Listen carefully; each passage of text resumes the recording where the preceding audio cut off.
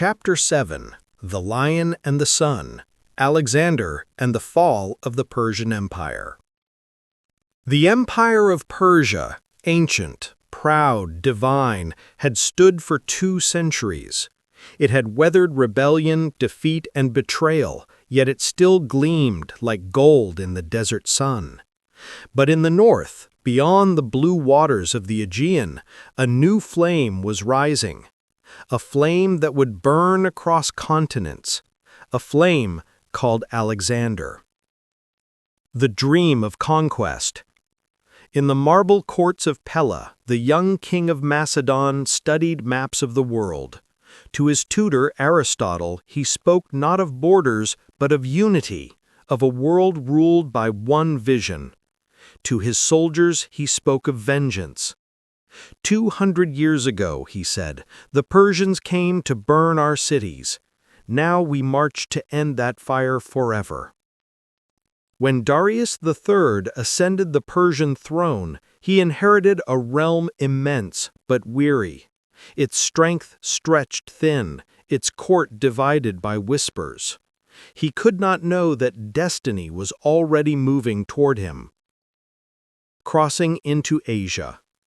In the spring of 334 BCE, Alexander crossed the Hellespont, the same waters Xerxes had bridged a century and a half before.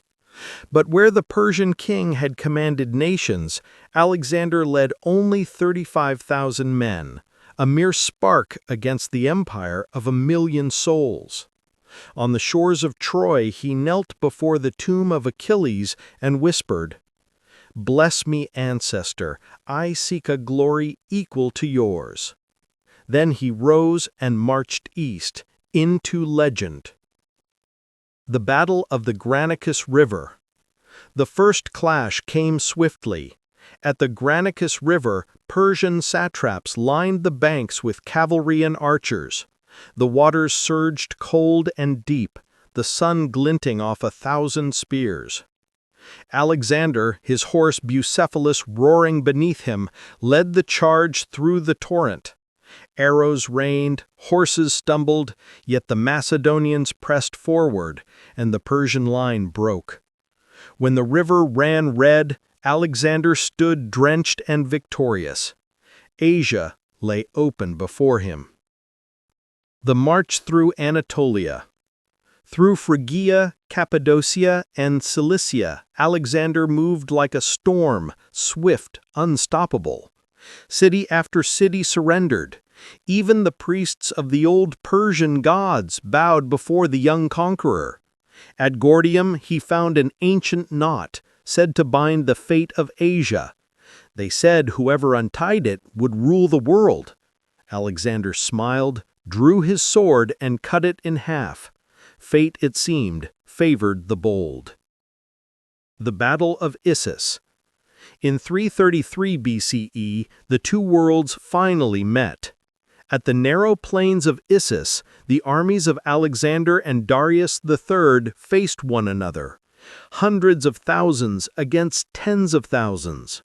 The Persian banners shimmered in the sun, lions, eagles, and the winged symbol of Ahura Mazda. When the battle began, chaos engulfed the field. Alexander's cavalry smashed into the Persian left flank, while his phalanx advanced, shields locked tight. At the center, Darius stood on a gilded chariot, the symbol of divine kingship. But when Alexander charged towards him, the great king turned and fled. The Persian army, seeing their god-king retreat, broke. Darius's wife, mother, and children were captured alive, yet Alexander treated them with honor. He called Darius brother, for even in conquest he sought not revenge, but legacy. The march to Babylon. After Issus, the gates of the Persian world opened wide. Babylon, Susa, and Persepolis, the great hearts of empire, fell one after another. The Macedonian soldiers, awestruck, walked through avenues of gold and marble, past winged bulls and walls carved with kings who had ruled the world. When Alexander entered Persepolis, the sacred capital of Darius and Xerxes, he stood in silence before the royal throne. Some say tears filled his eyes.